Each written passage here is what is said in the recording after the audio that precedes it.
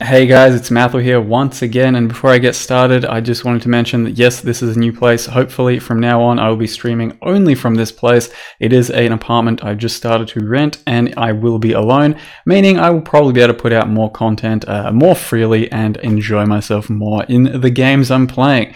So without further ado, here's the starter builds video for the Abyss League and War for the Atlas expansion. As always, these are not necessarily the greatest builds out there because they are designed to be somewhat friendly without too much gear, but they do also ramp very well and very nicely into the end game with more and more gear. So they are something that can very much be built into, but they should give smooth enough starts to jump your way into the game and tackle pretty much whatever content is thrown at you.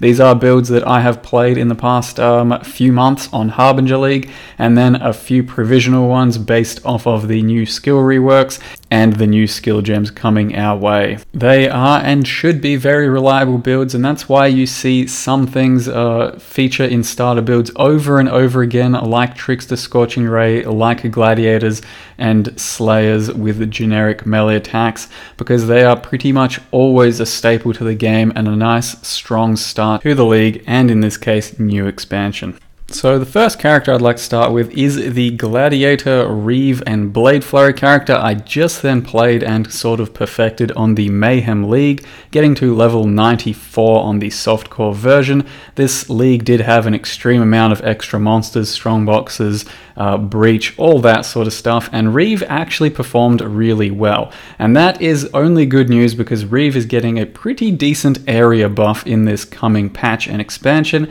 so that means that Reave should perform a lot better for this coming league, and Blade Flurry is still going to be your backup skill for single target in this sort of setup, and it performed really well off of absolutely zero gear, scaling into some really nice gear and incredible damage. It was probably one of the fastest and most enjoyable characters in recent times based off of its speed and the AoE and the bleed explosions you get from Gladiator, so it made the character an absolute joy to play, gear, and perfect. And this should also be one of those types of builds that you can definitely scale into the end game and perform all of the end game with a fairly large amount of damage and survivability, depending on what you need. I didn't go for too much life in this character because I really wasn't trying to take on the end game, but you certainly could lose just a bit of damage and go for all that life, and most likely take on all of the new content, the new Guardians and the Elder, without too many problems. And the last thing to mention of this little preview is that the character never used Vaal Pact and didn't really need it, so having the new Vaal Pact really accessible and close to you should actually only make him stronger in the way I played and built it, because you will then be able to take Vaal Pact right next to you and you will get a lot more reliable life leech and regen because of that, through attacking and actually getting some decent leech happening. So the final path of building I do have accessible, but I don't have access to the character anymore since it was on a void league and he's completely dead at this point. I did make it to level 94, not 93. And the gear really wasn't anything too outrageous. Just about everything is fairly generic, just life, a little bit of fizz and accuracy if you can get it, and a bit of resist, as well as some important pieces like Comb's Roots and a Star Conjure and a Death's Hand in your offhand. This one primarily will give you Unholy Might for 2 seconds on crit, which is extremely helpful for the large amount of chaos damage it grants you, which is a huge damage buff overall. As you can see here, we're sitting at about 900,000 Reave, 990, no Unholy Might, and that's a good 10-15% of our damage.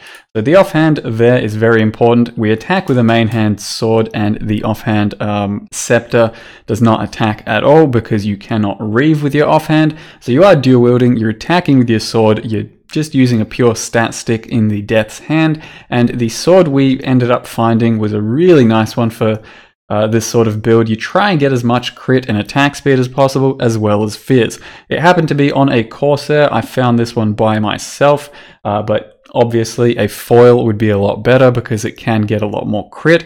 However, this one was really nice too, and I started out with quite a few basic weapons, so just regular Corsairs like this one, only 300 DPS, not even, and a little bit of crit. A pretty basic fancy foil like this one was another one I started out with, and this one over here was another one I started out with, and as well as that I started with a Skaver at some point too. Skaver is a lot slower but does have a very good damage base, but when I was playing this character I personally felt that the more attack speed you got, the faster the weapon you got, the much more enjoyable this character was. So bear that in mind when going for weapons and starting out with a Skaver. It will start you out, but it won't be anywhere near as fun as a fully max attack speeded weapon. So all the gear is absolutely here and you can look over it yourself. We did use Combs Roots with +1 Frenzy. That's just for a bunch of life and a bit of unwavering stance, which helps out. The rest of the gear really isn't anything too special. A Lion's Roar was used for the extra physical damage. The knockback itself was actually fairly annoying, so be careful when you use that.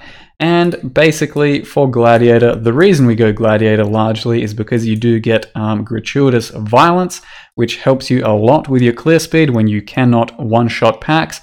You get a bleed buff on the enemy, and then it eventually explodes when it dies, and that helps a lot with clear speed. Overall, we were running Outmatch and Outlast for extra frenzies, so I didn't have to use Blood Rage, but I think I still did anyway a lot of the time. And then on top of that, you do get Versatile Combat for a lot of extra block chance into the spell category as well. The overall damage here, we almost hit 1 million with Reave, and that is against Shaper with our fairly modest buffs. And then when we're going into Blade Flurry, obviously any more Ruthless will not be working because it just got changed to not work with channeled stuff. You chuck in Blade Flurry for your pure single target, and you can't do multi-strike either. So chances are you will be running something like this for a 5-link, and since you can't use Ruthless anymore, you'll drop in either Maim or Crit Damage as your 6th links.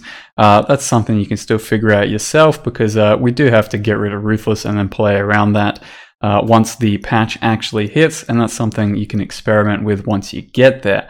But Maim, increased crit damage, both of those are pretty good. You could even maybe try some damage on full life, if you don't run Blood Rage, that is. But that's going to be up to you guys as you play it, because damage on full life is a completely huge multiplier, and it should work really nicely with the new Val Pact, but it does mean that you're going to have to get plenty of leech from outside sources, because running Blood Rage with Val Pact would be very uncomfortable indeed. And right now we may as well fix up the passive tree. It would look something like this instead, and you'd probably grab that as one of your last points. Actually probably something like level 60 or 70, but that is roughly what the passive tree would look like at a fairly high level, which is what I ended up getting. But obviously it's not very heavy on the defense right now, only 156% life. I did hit 5,500 life that way, and if I could have put a Belly of the Beast on, it would have been so much nicer. So we're looking at, instead of 5,500 life, even with only 156, could have still hit 6k, 6.1k life, and that would have been really nice for my taste personally. Not even using a Abyssus, which is a huge damage gain, but very tough to fit in. Otherwise, you know, that's still plenty of life, but it is very customizable. You can go for more life if you really want to. I'd probably drop some of the sword nodes or some of the dual wield nodes down here for that additional life, and that is entirely up to you guys. You build the characters for the way you want to play. And the important stuff in the gem setups, make sure you're running a Val Reave when you're running actual Reave, because Reave really needs Val Reave for the extra area and the smoothness of the skill. I was, for the most part, running Herald of Ash and Assassin's Mark almost always with Blasphemy, and then running Hatred instead of Herald of Ash or instead of Assassin's Mark on certain boss fights. So play around with those 3 reservations and see what you come up with for niceness there. Frenzy on single target, faster attacks with Leap Slam and Fortify, all on a 4-link, so we manually attack with Frenzy to keep up frenzies on boss fights, and just had an Ancestral Protector attached to Maim. That was for just some extra attack speed and some Maim application. So that's it for that one, and we'll move straight on to the next one. Now the next character is quite likely what I will be starting the league out with. Nothing definite, but it's the one I'm leaning most towards, and it was my favorite character of Harbinger League because I love me some Spectral Throw, and this was probably the strongest Spectral Throw I had ever played, simply because it had a separate 6-link for your Spectral Throw and a separate 6-link for your Molten Strike. Now that was achieved through the use of Tempest Binding, which obviously is not going to be in the game anymore. but plenty of different cool shaper rares are going to be in the game, so there could very well be something that just straight up replaces Tempest Binding in a very similar sort of case. But until that happens, we're going to be running Thunder Fists in this setup as a pseudo 5-link for our Spectral Throw, and still try and maintain a 6-link Molten Strike for pure single target, because that's really what counts the most, and a 5-link Spectral Throw with Thunder Fists using added lightning damage should still more than enough clear most of the game and most trash out there just fine. It is the Molten Strike that's the important part, and as far as I can tell, Molten Strike should still be just as strong as ever. Now, the only difference in this character to the previous one I played is you could probably justify Raider just a little bit more now, since we're not running Tempest Binding and have to use Thunder Fists. But that said, I really like the feel of Pathfinder as a character overall, simply because it does feel super good to have your flasks up all the time and have stronger flasks. But that is a fairly important note, that you probably won't have a Dying Sun for quite a while, and possibly even a Wise Oak for quite a while. But that's pretty much all there is to this character. Your Spectral Throwing and then a Molten Striking for single target, and for me it was my favorite character of Harbinger League, and the fact that it was probably my most enjoyable character for the league, as well as the fact that I think it has the best chance of taking on any new content that's being thrown at me, is probably why I'll start out with it.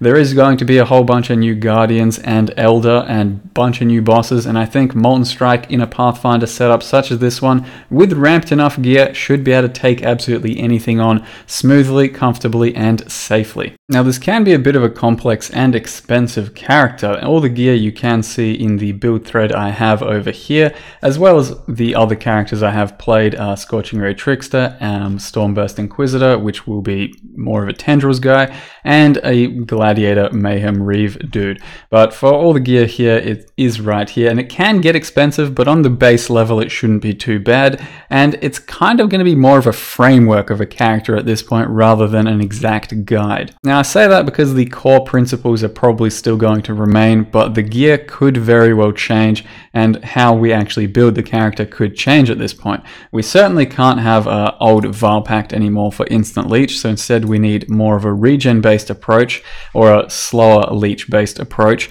and ultimately, I think claws are going to be the way to go with this character, so instead of swords, we'd have to spend a few extra points to go up to the claw nodes, drop these down here, and then that means that we have a slightly faster leech, life leech per second once again, stacked with the Vile Pact, and as well as that, a strong claw with enough attack speed and the right base, probably an Imperial Claw, will provide a lot of life gain on hit, especially with the Molten Strike balls when we're firing out in our absolute peak. Let's have a look here.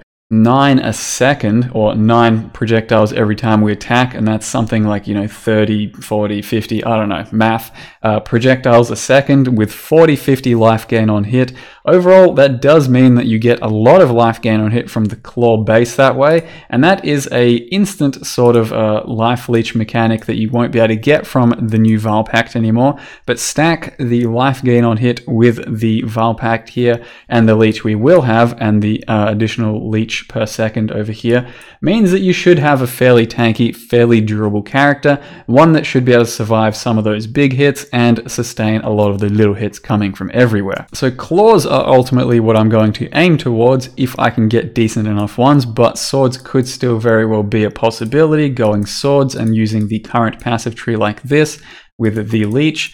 But like I said, the core principles of the build are what we're following here, and that is having 2 Molten Strike Wildfire Jewels in this slot and this slot, traveling over here to get plenty of life, getting the point blank node down here for our Molten Strike, and then potentially, instead of using Lycosidae, since it will probably be a very hard to get sort of chase unique, we may have to use Twin Terrors instead and dual wield, and then find a bit of defense elsewhere. Like I said, we cannot have a Tempest Binding anymore, so that's probably going to be a Star Conjure or just a rare helmet, most likely a rare helmet, and you'd replace just regular gloves with some Thunder Fists. So over here, you do something like that, and that is because Thunder Fists do have a level 18 added lightning as your 5th link, as well as a bit of attack speed, a bit of lightning damage. Overall, they should be a real nice replacement and something you can still put into this build. So it may get a bit confusing since we don't know the exact direction we're going with this character. I would say it's probably claws if you can get some, and I think you should be able to get some pretty basic claws with just pure elemental damage. Doesn't have to be fizz, so something like my foil here is absolutely the end game of our weapon, but on a claw base, you only really need a couple of the LE damages, some attack speed, some crit, that's what we're going for. And one other thing that is kind of annoying, especially as a start, is getting a Wise Oak and then triple balancing your resists. If you triple balance your resists to have the exact same resists as the overcap, so if you have 100 to lightning, fire, cold, then that means you will penetrate with your Wise Oak to 14% to each of those resists. Initially, you can probably only get one balanced resist or one overcapped resist. Ideally, you start working your way up to 2 separate types of damages. You'll probably have a lot of cold and probably have a lot of lightning. So then you get overcapped on lightning and cold, and try and save fire for the end when you can actually get some fire damage from your gear and from other things like potentially Immolate. So the character itself does have a separate 4-link for Spectral Throw, which should probably still be the same 4-link as in the Tempest Binding. Spectral Throw, LE damage attacks, crit strikes, GMP, except this time you'll have added lightning in your Thunder Fist, and then the Molten Strike is going to be a Molten Strike, a Conk Effect, a Multi-Strike, and LE damage with attacks.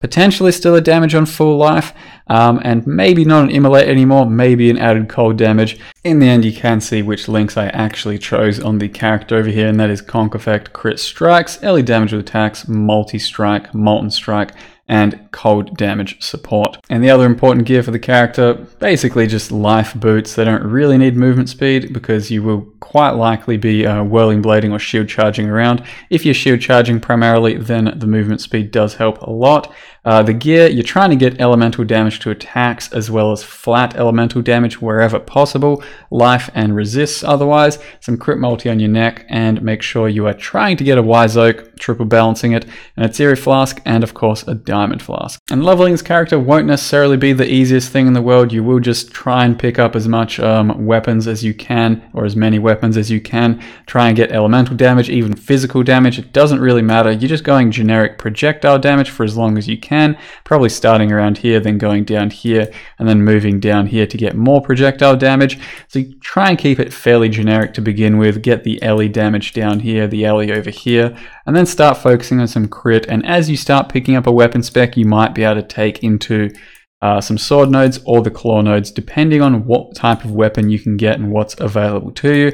But do try and get your wildfires as soon as possible once you can start getting your wildfires actually bought or found, and then once you can start molten striking, that's when you have decent single target. You probably just level with 2 4-links, a separate one for Molten Strike and a separate one for Spectral Throw. Next up, I do think it's a bit of a shame, but Trickster Scorching Ray is still an amazing starter, and I'd say it's a bit of a shame because it's basically the exact same build I recommended for Harbinger starter as a Trickster Scorching Ray. That one was more of a provisional build. This time around, I did actually go ahead and play this character on Harbinger League, and he was an absolute monster, and you should be able to clear everything in the game and have a really smooth start without too much gear, while still being able to ramp into some really nice damage and gear the more you spend on him. But Trickster Scorching Ray was an absolute pleasure to play because he was very quick in his actions, his shield charging, his turn rate, the damage you could achieve, and the faster casting you had on your Scorching Ray. And nothing's really changed for Scorching Ray to make it any worse of a character or starter for this coming league, and it is a very reliable boss killer overall. So if you're looking for something that should start out very smoothly, very quickly, and still most likely have potential to kill all of the new Guardians, well, Scorching Ray Trickster once again is your man. If you're not necessarily too into this sort of thing, Scorching Ray that is, but you do like the concept of this sort of character that's very easy and quick to start with and has a lot of regen and is a spellcaster, then maybe Essence Drain is for you, and a few other people have put out guides for those, but I have not played an Essence Drain in quite a few months now, so I couldn't really, in all good conscience, give you a guide to follow. You'll have to find one of your own. So there shouldn't be too many differences for this character from the Harbinger starter build video for Scorching Ray, except this time I have played it through to full, and I do have the gear fully listed here. The only real difference is that you won't be able to use a Harbinger shield because that won't be in the game, but a regular shield will go just fine. Try and get some spell damage on your shield as well as some life, and overall it should still be a very solid replacement regardless. All the gear is still there, you can check out on all the links. And I do have a fully built path of building for this character. The only really important thing I would say is Witchfire Brew is changing from Vulnerability Curse to Despair Curse. That's still fine, you can still use a Witchfire in this build because Despair still does good things for Scorching Ray. And I did run an Immortal Flesh that gave us a lot of extra regen, a bit of tankiness, and a lot of extra mana regen. The only probably key things to note about this character, try and get life and resist just about everywhere. Mana regen on your jewelry goes a long way for the mind over matter action. A Doriani's Catalyst, while very nice, doesn't have to be the end game weapon. You can use just a regular dagger with some spell damage, or a scepter with some spell damage, get some attack speed that will make your shield charges or whirling blades a lot faster. But the main thing I do want to mention is your actual acquisition of Mind Over Matter. You're going to be getting it at a sort of a later date, because the earlier you get it, the worse your mana is going to be, and the more stressful your mana regen situation is going to be. So when you actually get hit and you plummet to 0 mana, it's really hard to then keep casting and recover from that situation. You're probably only getting it when you have a lot of the mana nodes, or something around level 70, or a lot of the regen stuff from the tree. Now by that I do mean, I think my Mind Over Matter acquisition sort of coincided with getting Weave the Arcane and potentially also Patient Reaper. So I think my first 2 points went here, then probably Patient Reaper, and then probably Weave the Arcane, and that's around the time Mind Over Matter started to feel really comfortable. Then your last 2 points went to Walk the Ether because can't really do much else. So the damage ended up being pretty damn consistent. It's only 400k dot DPS with the 8 stages, but it felt like a really smooth, clean, and fast Shaper kill, which you can find in the past YouTube videos, because it is a very consistent 400k. What you see is what you get, and basically it's always going to be 400k up and always uptime, like 100% uptime on Shaper, as long as you keep your burning stacks on him and just move around and then keep your stacks going. So the passive tree is pretty straightforward. You can't really mess it up. You've only got certain ways to go. You know, you start out, you probably grab the life nodes, then start going straight over to the witch nodes. Try and get elemental equilibrium as soon as possible, because that paired with your Orb of Storms is going to increase your damage a lot. And then try and get elemental overload after that, because once again Orb of Storms will proc that and make you have a lot more damage. At that point there's just basically a bunch of life and damage to get, and you pick wherever you want to go. Try and get a second curse as soon as possible, I suppose, when you can get your Witchfire especially. And as far as skills and all that go, I did run Flammability attached to Orb of Storms and Curse on hit, as well as an Arcane Surge that gives us a good damage buff. Whereas actually reserving mana, I had Arctic Armor and Clarity, and then the other curse came from Witchfire Brew. You may have to run a Despair on your Blasphemy for a while until you can actually get one of these, which means you might not be able to run Arctic Armor since your mana needs to be somewhat unreserved for Mind Over Matter to feel good. Ran a Stone Golem for extra regen, and as well as that a Sulfur Flask, so when you stand in consecrated ground you get a lot of regen, and you can see that our regen was actually pretty damn meaty, 27% per second with everything up, and that is a lot of survivability, and that does feel really quite good. And then on top of that, about 500 or so mana regen, with a bunch of extra mana unreserved, and the character felt like an absolute dream to play and should be a very nice starter, though not the most exciting because Scorching Ray does put a few people to sleep. However, it's a very strong character and I do recommend it if you're looking for a very smooth start.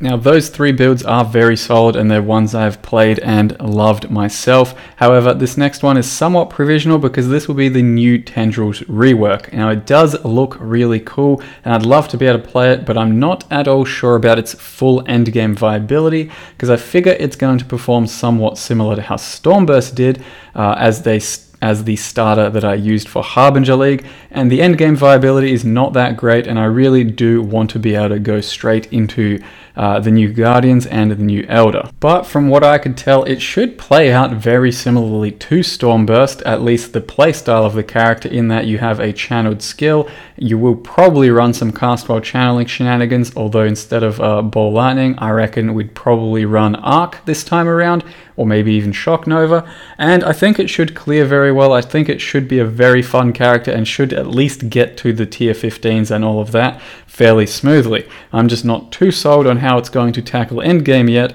so that's a bit of a disclaimer for what I'll give you, as well as then I'll give you the passive tree and how the Stormburst character played out, because it was a lot of fun. I did enjoy playing the character quite a lot, but it just wasn't as strong for the endgame as I would have liked, and thus it had to be put down.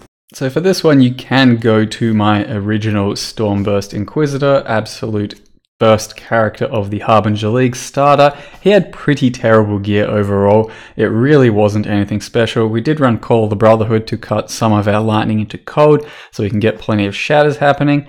And otherwise, it wasn't a very impressive character. It did get to, higher tier maps and cleared really nicely with a cast while channeling setup. And I think that will be a very similar playstyle and overall sort of conclusion to this character for Lightning Tendrils. It should be decent, should be sort of fun, not really the best thing in the game and probably not the best thing to tackle end game content, but something that can get you going and probably have a bit of fun to actually try out the new league in. Now, a viewer and absolute Inquisitor fanatic and fanboy called Black Jack King has sent me through a passive tree for this one that he sort of made and wanted checked over, and it is very close to how I would have built the character. I did change a few passives around because he originally grabbed some life regen over here and some over here, but I dumped a bit of that for a few other nodes, and this is pretty much what the passive tree should look like. You no longer have to spend a few points going to Valpact, so you're going to be very largely regen based instead and trying to shatter things with your Call of the Brotherhood to get your defenses going. So you should in the end have something like 10% regen, and as well as that, we're running Mind Over Matter now with 2500 mana total at the moment in this provisional setup. As well as that, you may be able to put Wrath onto an Essence Worm ring so that you don't have to reserve any mana for your Wrath, for example, or instead of running Wrath, we could go Herald of Ice, Herald of Thunder for the real nice Herald clearing instead, and still have 50% mana unreserved. This is entirely provisional and something you need to focus on as you play. Basically, the biggest thing up in the air is your mana reservation and what you're going to do for a curse. You may end up running a Blasphemy Warlord's Mark and reserving nothing here, or running an Essence Worm with your Wrath and no Heralds. I think it should still be just totally fine for damage, for clear speed, even without any leech if you don't get any, but Warlord's Mark Blasphemy is quite likely how I would run the character still, even without Valpact. It should still somewhat help your survivability overall. And one thing that he did that I probably wouldn't have done in this setup is go for Sanctify and Pious Path instead of Augury of Penitence and Instruments of Virtue, and overall it does seem like a pretty strong choice. So that means you will be creating your own Consecrated Ground every now and again, and as well as that, you do get a bunch of extra mana regen and attack and cast speed whenever you're standing on your Consecrated Ground, because as you can see, if you uncheck all of this, we lose a good 120,000, you gain it back through using those. It's almost the exact same damage, but you do have the additional defense of all that regen and creating your own Consecrated Ground at times. However, I do still recommend you run a Sulphur Flask in this build, as well as in its series, probably an Onslaught, probably a Diamond Flask, and then a Life Flask. Otherwise, gear is pretty straightforward. It should be able to get most things as you level, just life, bit of mana, bit of regen, and some resist. And as well as that, you can run a Doranis Catalyst, however, just a plain crit dagger is probably a bit better, and Malagares for the extra crit and crit multi. My poster seems to be falling down because double-sided sticky tape sucks balls. And there it goes. So, still falling, and otherwise... And she's gone. So I think the setup will probably be Lightning Tendrils, Cast or Channeling Arc, and then you're going to be playing around with a few things. Quite likely, Crit Strikes is your next likely best bet. Control Destruction and possibly added lightning damage. However, you can keep your mind or your eyes on this over here through the Path of Building and figure out what's best to maintain for both of these. It could potentially be, by the way, Spell Echo doesn't work for Lightning Tendrils anymore. Could potentially be Ellie Focus, could be crit damage, maybe even some faster castings for this, but this does seem like the strongest setup. And then potentially you'll have a separate setup for your Tendrils altogether, just for pure single target, but it could be that you just swap out Arc and Cast while channeling and chuck in a Conk effect and a let's say Ellie Focus for pure single target. This isn't really something I know too much about because I've never really done pure Tendrils before, but it's something I really wanted to play and try. I just don't trust myself to get to all the way through the end game with a character like this off of very little gear. So do this one at your own risk, but it should be a very fun character regardless. At this point though, guys, it is pretty late for me. I'll probably have to end the video there. I wanted to put a few passive trees together for cremation, maybe detonate dead. Once again, purely provisional. If I have time, I'll chuck them into the YouTube description, just as passive trees. If you want to follow those while playing some Detonate Dead or some Cremation to start with, just to try out the new or reworked skills, by all means go ahead. But I cannot take any blame for how those things go because I'm not really sure how they're going to pan out. Those are the starter builds. Hope they maybe sway your mind a little bit or just tell you what to stay away from thanks to gear price and all that. Like I said, I will probably do Spectral Throw myself, but I'll see you guys in the morning with the new league and the new expansion. Should be pretty amazing. Thank you very much for watching and see you next time.